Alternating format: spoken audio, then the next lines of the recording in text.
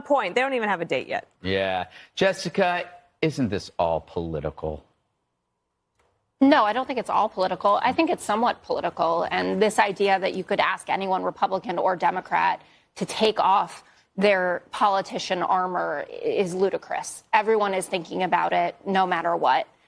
That's Jessica Tarlov squirming as she tries to defend Joe Biden from accusations of being a political hack. Welcome to Nerk News. I'm Nerkish. Today we're going to take a few minutes to break down a clip that's been making the rounds on social media of Jessica Tarlov going off the rails when Greg Gutfeld points out the hypocrisy of Joe Biden's response to the train derailment in East Palestine, Ohio. Now, if you recall, there were hazardous chemicals everywhere. It wrecked that town, a town that votes Republican, by the way, and Joe Biden couldn't be bothered to visit. Now, a year later, in election season, surprise, surprise, Uncle Joe wants to swing by and say hello.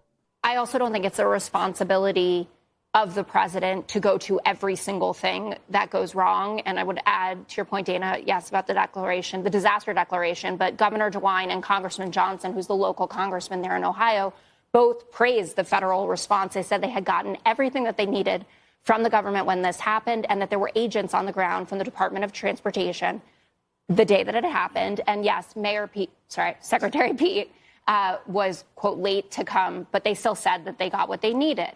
And to Jesse's point about, where is that Joe gone? Well, he was in Florida when they had a disaster over the summer, and Governor DeSantis, no fan of the president, and Florida, right, a ruby red state now, was praising him. He didn't hug him Chris Christie style, but he said, we've gotten every single thing that we've needed from the federal government. And where is that Joe Biden? He was on the phone with the families of the fallen soldiers. There's video footage from the Atlantic Journal-Constitution paper of the family crying when they find out that their daughter is being promoted posthumously for serving our country honorably as well as she deserves. So that Joe Biden exists. And well, he doesn't exist in East Palestine. Well, she says it's ludicrous to ask anyone to take off their politician armor. And yeah, maybe that's true, but only because we keep electing politicians. Maybe that's why people like Trump, Jessica. Maybe him being an outsider is one of his biggest appeals. I mean, he visited East Palestine immediately after the derailment, and he wasn't even president. First of all, I do not believe that it will be a completely chilly reception. There are people in every state, no matter how they no matter how they vote, whether it's 8 points, 10 points in the other direction, who are thankful and happy to see a president of the United States come. That's just how this works, and you see it constantly. And you're picking the thing that you care about most. Right? You're not like, let's talk about Flint, Michigan, then, if you want to talk about something that Democrats were screaming. This was a pretty big story, Jessica. It was a huge story, and forever chemicals are something that are very personal to me. My dad died of a 9/11 cancer. He was poisoned by something like this. So don't start with me about that. I think I take it incredibly serious. Notice this kind of sleazy emotional blackmail she does here? She's pinned down and is trying to cobble together an argument, so she retreats to some personal tragedy so nobody asks questions. No one is accusing you of not caring, Jessica. The argument isn't about you. It's about the Biden administration's response to the train derailment. That's a very sad story about your father.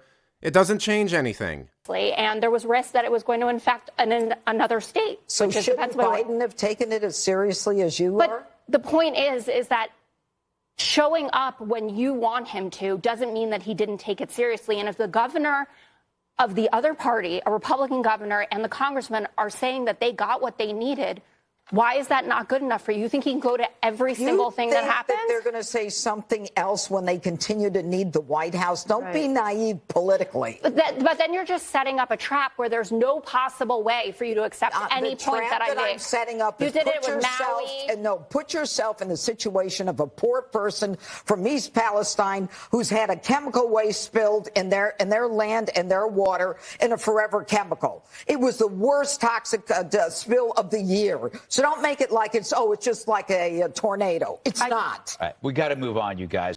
Judge Janine Pirro makes a good point here. I mean, every time there's a natural disaster, the left cries about global warming and how Republican politicians don't care about the people there or aren't doing enough to help. Yet, when it's a train derailment, something overseen by the Secretary of Transportation, good old Mayor Pete, a guy who hasn't had an excellent track record so far. Just look at all the problems going on at the FAA and airports lately. They're completely silent. But let me know what you think. Is Jessica right? Is it all political? What do you think the response should have been? Let me know in the comments. Until then, this has been Nerk News. Boy!